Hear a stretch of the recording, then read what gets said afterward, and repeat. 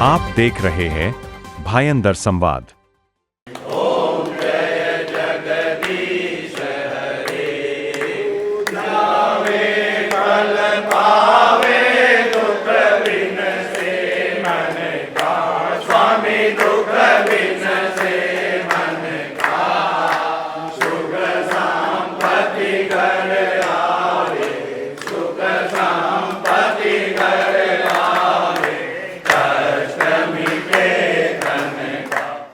नमस्कार, मैं हूं मिथिलेश और आप देख रहे हैं भायंदर संवाद। दोस्तों, आपको बता दूं कि इस वक्त हम मौजूद हैं भायंदर वेस्ट के उत्तर इलाके के डोंगरी क्षेत्र में और इसे पालखड़ी के नाम से भी जाना जाता है। आपको बता दूं कि शहर में मुंबई शहर की बात करें या थाने डिस्ट्रिक्ट की बात करें तो हमारी जानकारी के हिसाब से अभी तक भगवान परशुराम का कोई मूर्ति, कोई मंदिर इन क्षेत्रों में नहीं है। लेकिन मीरा भायंदर में पहली बार ऐसा हुआ कि भगवान परशुराम का जन्मोत्सव अभी कुछ दिनों पहले मनाया गया और उस जन्मोत्सव के अवसर पर यहाँ पे भायंदर उत्तर के पालखड़ी इलाके में भगवान परशुराम की मूर्ति स्थापना की गई। आपको बता दूं कि एक संस्था है समस्त ब्राह्मण समाज फाउंडेशन संस्था, जिसका उद्देश्य है कि देश भर के सभी सनातनियों को साथ में लेके चलना, सभी ब्राह्मण समाज के लोगों को साथ में लेके चलना। और यहाँ पे इस संस्था के माध्यम से तकरीबन 1 एकड़ में भगवान परशुराम का मंदिर, आश्रम और सनातन धर्म में जुड़े तमाम व्यवस्थाओं के यहाँ पे किया जाएगा। भारी संख्या में लोग मूर्ति स्थापना के दिन आए थे, यहाँ पे भगवान परशुराम का आशीर्वाद लिए और फिर इसी कड़ी में आज यहाँ पे लोग जमा हैं। भगवान परशुराम की आरती हुई, लोगों से जानते हैं इस मंदिर के बारे में लोग अपनी क्या राय रखना चाहते हैं, सनातन धर्म के बारे में लोगों की क्या राय है। चलिए लोगों से हम जानते हैं। तो यहाँ पे तमाम लोग मौजूद हैं। सनातन धर्म से हम बात करेंगे, ब्राह्मण समाज के बारे में थोड़ा जानेंगे और भगवान परशुराम के बारे में। जैसा कि आप सभी जानते हैं, भगवान विष्णु के छठे अवतार कहे जाते हैं और हमारे शहर में पहली बार ऐसा हुआ है कि भगवान परशुराम की मूर्ति की स्थापना हुई है। आज यहाँ पे फिर सब लोग एक बार इकट्ठा हुए हैं, भगवान की आरती किए, पूजा किए। जानते हैं क्या सनातन धर्म के बारे में कहना चाहते हैं। सर, मैं चाहता हूँ सबसे पहले आपके बारे में थोड़ा सा दर्शकों को बताइए। मैं आचार्य सुभाष शर्मा परशुराम सेना का राष्ट्रीय कार्यवाहक अध्यक्ष हूँ। अभी आज हमारे भाई सत्येंद्र जी शर्मा जी ने यहाँ जो ये परशुराम भगवान की मूर्ति की स्थापना की है उसमें इन्होंने बुलाया, तो हम भी भगवान परशुराम जी के जो है वंशज हैं। हमारा कर्तव्य है कि जहाँ भी परशुराम जी का कोई उत्सव हो तो उसमें सम्मिलित होना चाहिए। अब रही बात ये कि इस क्षेत्र में ही ऐसा क्यों हुआ, अब क्या है कि भगवान स्वयं अपने आप जो है अपने स्थान को चयन करता है। सर, आप ये कहना चाहते हैं कि अगर हम किसी मूर्ति को स्थापित करना चाहें, मंदिर बनाना चाहें, तो जब तक भगवान खुद नहीं चाहते तब तक हम बना नहीं सकते, ऐसा? बिल्कुल एकदम सत्य बात है। जैसे अब आप हैं, मनुष्य अपना घर कहाँ बनाएगा? जहाँ उसको अच्छी जगह मिलेगी। अच्छा, वही ईश्वर के लिए भी वही लागू होता है। तो उनको जो जगह पसंद आती है वहाँ उसका स्थापना होता है। क्या वजह हो सकती है कि शहर से इतना दूर हटके भगवान की यहाँ पे मूर्ति स्थापना की गई? क्या इसके पीछे भी कोई पुराना कनेक्शन हो सकता है? कनेक्शन जैसे कि अभी इस क्षेत्र का जो है आपको बता दूं कि कोंकण प्रांत जो है पूरा महाराष्ट्र में वो परशुराम क्षेत्र कहा जाता है। तो ये कोंकण प्रांत में आता है और ये मीरा भायंदर से एकदम बिल्कुल हट करके पहाड़ों के बीच में ये जो जगह है तो एकदम शांत स्थान है। तो इसके लिए इन्होंने यहाँ का चॉइस किया होगा, तो यहाँ ये मूर्ति स्थापित हुई है। और इसके लिए आगे जो है इसका आपको परिणाम 1-2 साल में मालूम पड़ेगा कि यहाँ कितने लोग जो हैं इसके दर्शन के लिए आते हैं, क्या होता है, तो वो अपने आप स्वतः बनता जाएगा। मैं फिर आपके पास आऊँगा सर, लेकिन इसके पहले मैं जो संस्था के अध्यक्ष हैं उनसे जानना चाहता हूँ। जैसे अभी पंडित जी ने बताया कि भगवान खुद अपनी जगहों का चयन करते हैं, इसके बाद ही लोग स्थापित कर पाते हैं। आपके मन में क्या कुछ ऐसा पहले कुछ संकेत, कुछ विचार आया था, या मूर्ति स्थापना के बाद कैसा लगा कि आपको कुछ समझ में आया कि क्यों यहाँ पे ये स्थापित करने का विचार आया आपको? ये हमारा कई वर्षों से प्रयास चल रहा था।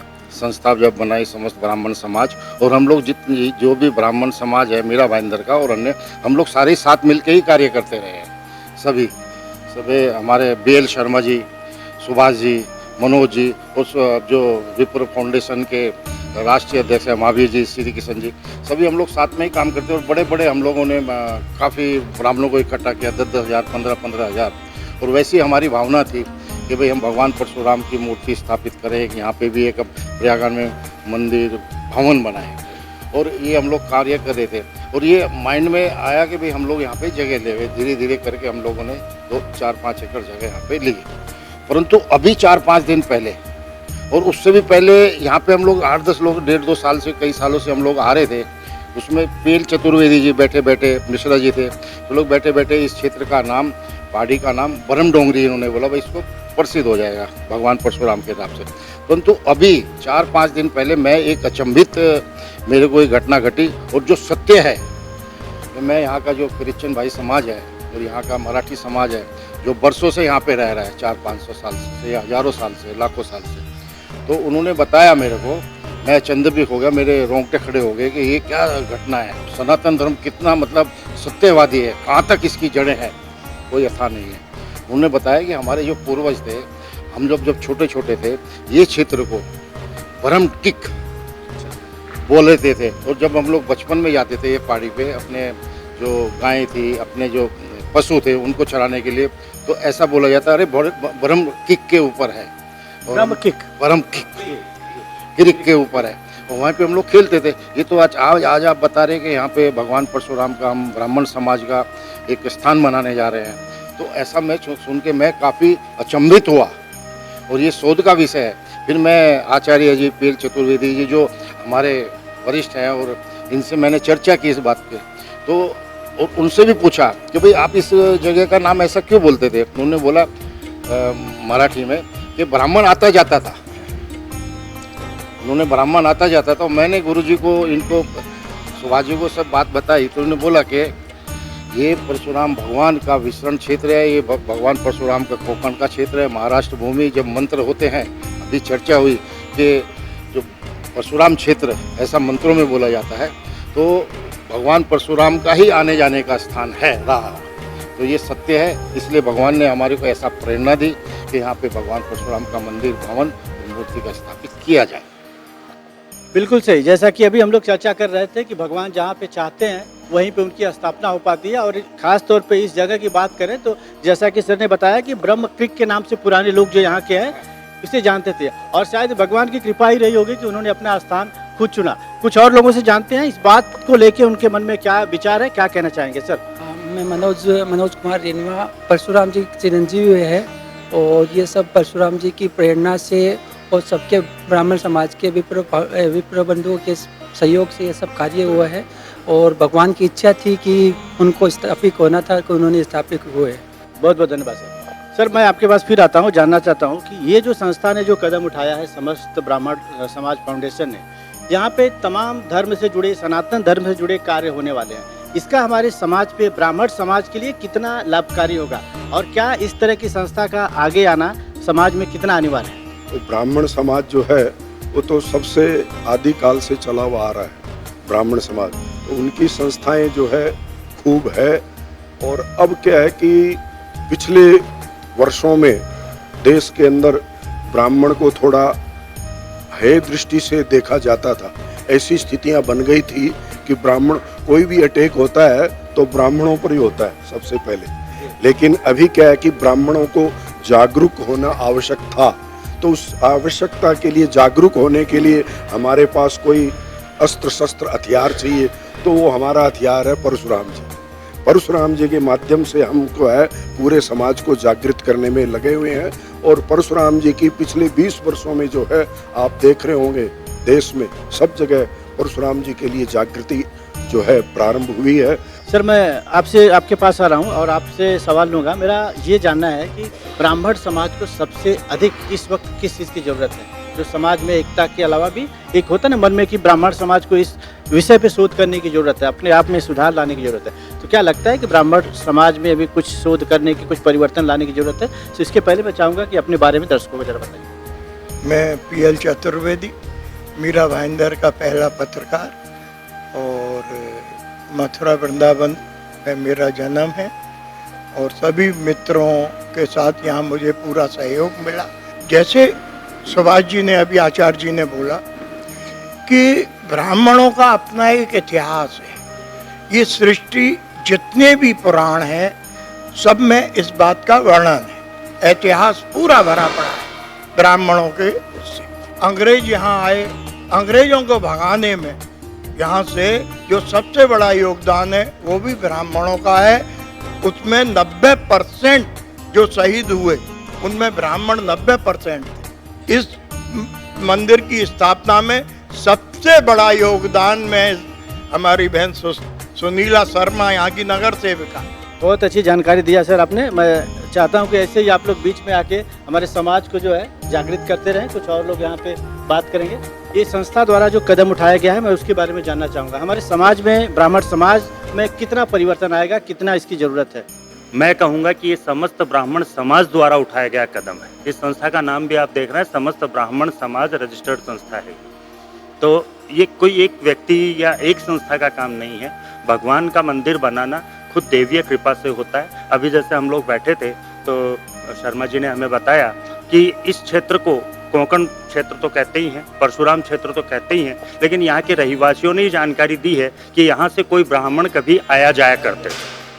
और हम सब जानते हैं कि परशुराम जी आज भी विचरण करते रहते हैं, वो चिरंजीवी हैं। तो ये क्षेत्र परशुराम जी का ही है। परशुराम जी की कृपा से ही आज हम सबको उनकी कृपा प्राप्त हुई है। तो हम सब मिला करके ये जो काम कर रहे हैं सब मिलके ही कर रहे हैं। मैम कहते हैं कि हर सफल कार्य के पीछे एक नारी शक्ति का हाथ होता है, और ख़ास तौर पे धर्म का कार्य तो तब तक कंप्लीट नहीं होता जब तक महिला साथ में ना हो।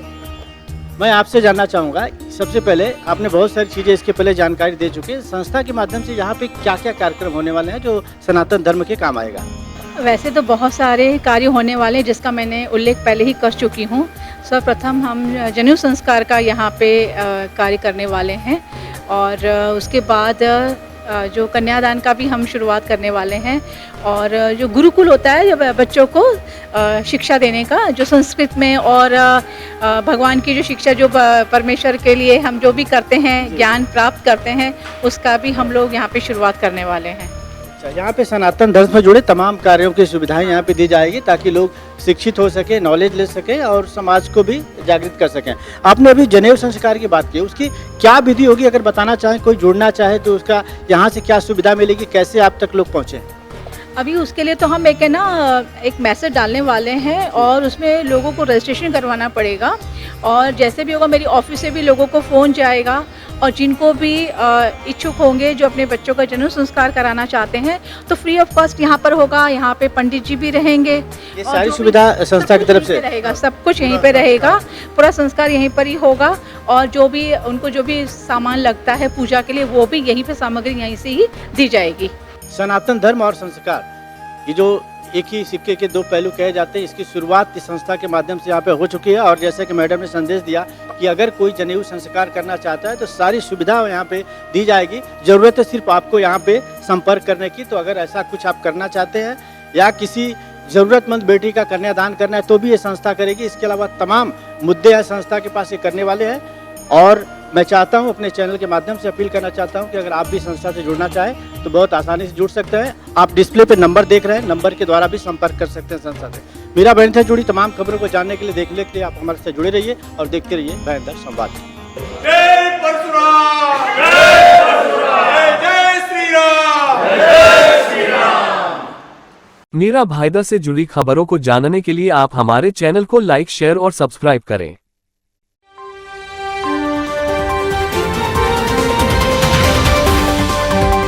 आप देख रहे हैं भयंदर संवाद।